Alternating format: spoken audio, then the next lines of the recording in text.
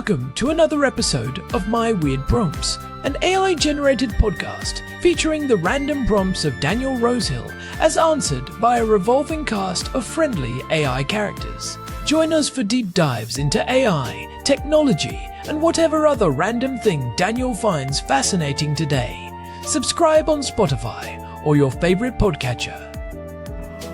Now, today's episode. This episode was generated using artificial intelligence. Please verify facts. Hi there, Herman and Corn. So we've talked on quite a number of episodes now about the transformer architecture and how that was kind of the dividing line between, let's say, the impressive but very limited models that we've had up to that point in AI, instruction following models like BERT and GPT-1, as we discussed recently, and laid the groundwork for the catalyzation of that technology from very much proof of concept stage. And again, emphasizing that as we discussed in your very helpful The History of AI episode, to dismiss that as just primitive does a huge disservice to how far we even got in that model and how much research in NLP and that was based upon. But the transformer model came, and that was a huge acceleration. And I'd love in this episode to talk a little bit more about exactly the mechanism of the transformer. We've talked about attention before, but we haven't talked so much about the encoding and decoding aspects of that, which I understand is very much integral to how this works. And we've kind of touched around the periphery of this topic with vector storage and how basically the bedrock of semantic understanding, which is what makes large language models so impressive, is their almost construction of a numeric world to represent the world that we live in, and text, where we're not looking really at words per se, or even at the phonemes, the phonetic level of language. We're working entirely in a numeric space that is a representation of meaning and numbers, which is very Matrix-esque. I don't know if that's an actual adjective, but that's how they work. So the encoding stage is where, let's say, we're going from text into this numeric world where we're going to be predicting the next tokens based upon the model's understanding, the neural network's understanding. And then we need to exit this numeric world with the continued prediction and return to the human world, or the world that humans can interface with the model with, which is text. So if we view the transformer architecture as a two-part scene, going into the world of numbers and coming back out of the world of numbers, let's talk about that. How does it work exactly? And what have the advancements been in the process of encoding and decoding? Because it clearly makes a big difference to inference speed, how quickly this works, because an enormous amount of computation and translation has to happen before the first continued line of text. And of course, that's not how we see it in a user interface. We don't see our prompts necessarily as being continued by the response, but at the numeric or mathematical level that these models are operating on, we talk about predictions in machine learning. So Herman and Corn, let's talk about that, the encoding and decoding processes of inference. How do they work? And what have the advancements been there since the transformer architecture revolutionized and made AI a mainstream word? Hey everyone, welcome back to My Weird Prompts. I am Corn, and I am sitting here in our living room in Jerusalem with my brother, looking out at a rather grey afternoon. And I am Herman Poppleberry. It is a perfect day for staying inside and talking about some serious technical architecture. Our housemate Daniel sent us a prompt this morning that really gets into the gears of how the modern world works. He wants to dig into the transformer mechanism, specifically the encoding and decoding aspects of inference, and how things have changed since that landmark paper came out in 2017. It is a great question because we use these terms so often: encoder, decoder, transformer. But I think for a lot of people, the actual movement of data during inference is a bit of a black box.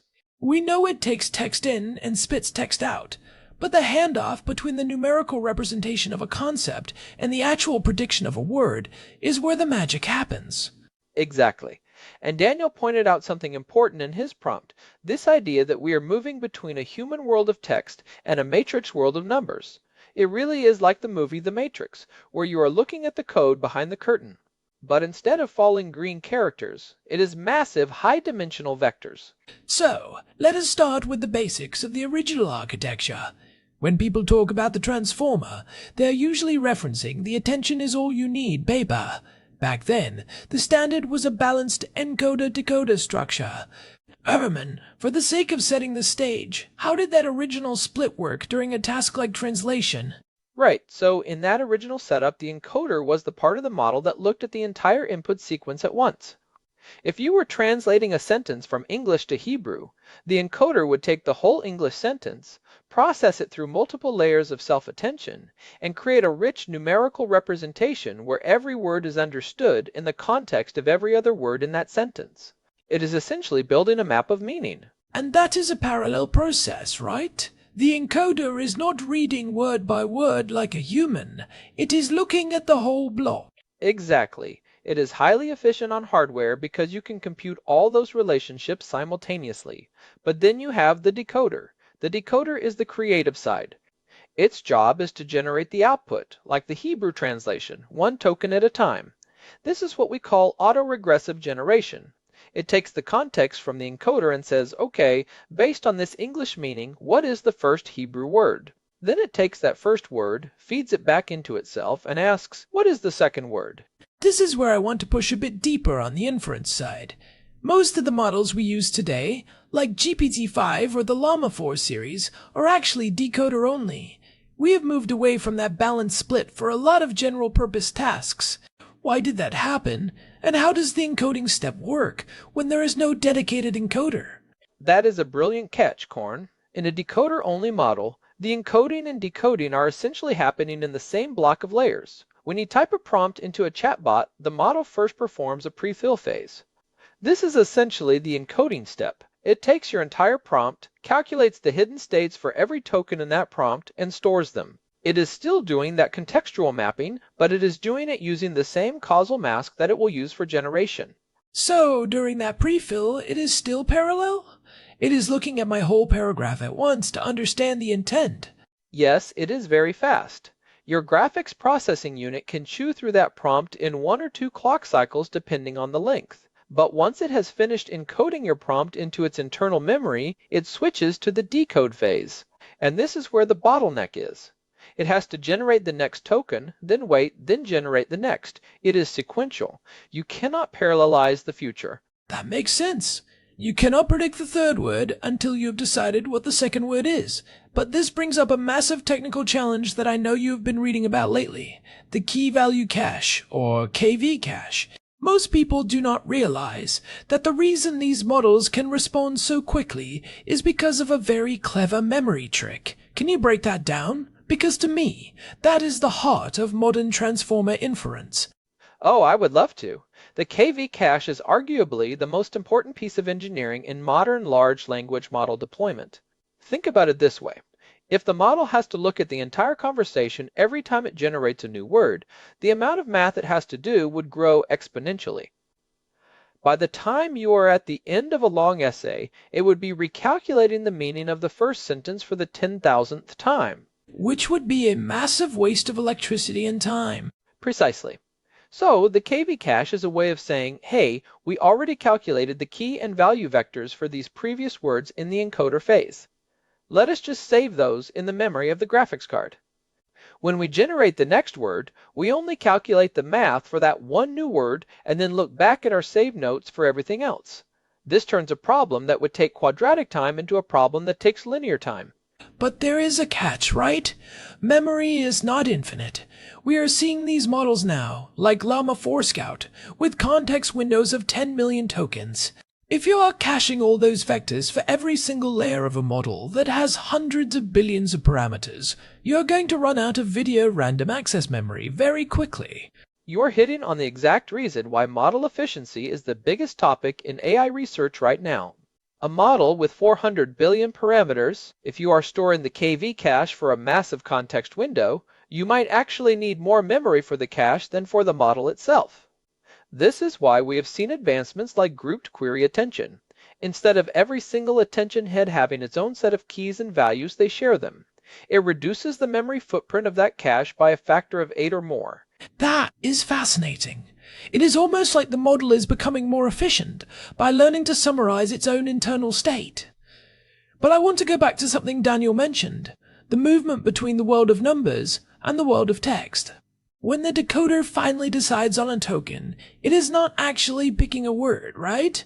It is outputting a probability distribution over the entire vocabulary. Right. It is a vector that is as long as the vocabulary, maybe 32,000 or even 128,000 entries.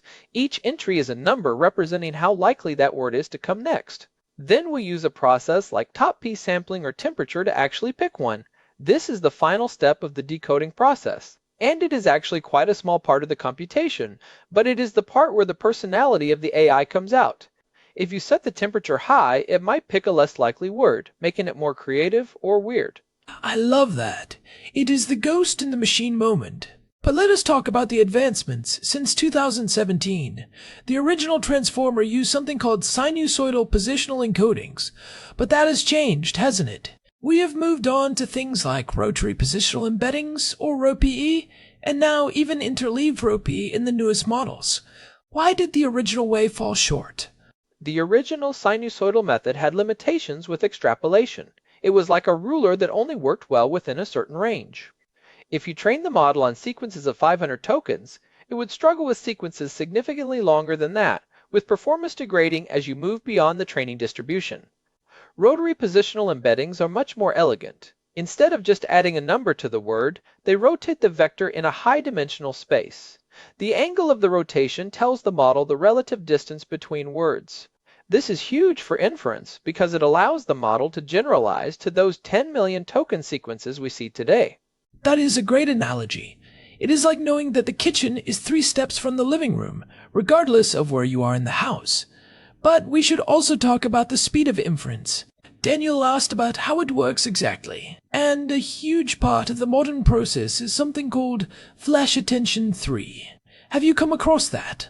I have seen the name, and I know it is supposed to be a massive speedup, but I will be honest, the actual mechanism of how it interacts with the hardware is a bit fuzzy for me. It is about how the data moves between different types of memory on the chip, right? Yes, it is a triumph of hardware-aware engineering. Flash Attention 3, released in 2024, reordered the math so the chip can calculate the attention in small blocks that fit entirely in the fast, local memory of the graphics chip. It never has to write the big intermediate matrix to the slow main memory. It is like a chef bringing a small spice rack right to the stove, instead of running to the basement for every pinch of salt. It makes the process significantly faster than the previous version, and uses much less memory. So, we have more efficient memory with the KV cache, better positional understanding, and faster math. But even with all that, these models are still slow compared to a traditional search engine. This brings us to speculative decoding.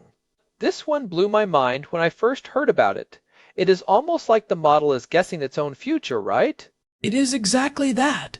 Imagine you have a giant, slow, brilliant model like GPT-5, and you have a tiny, fast, slightly dumber model. In speculative decoding, the tiny model guesses the next 5 or 6 words. Then, the big model looks at those 6 words all at once.